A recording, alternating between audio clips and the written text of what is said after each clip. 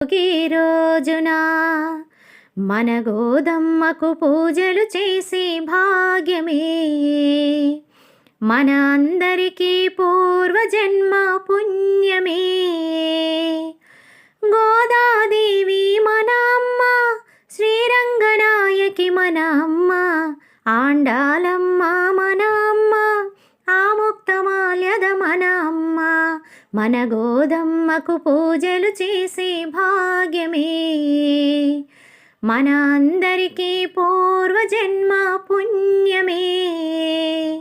మన అమ్మకు మన స్వామికి కళ్యాణము చేద్దాము భోగి రోజున.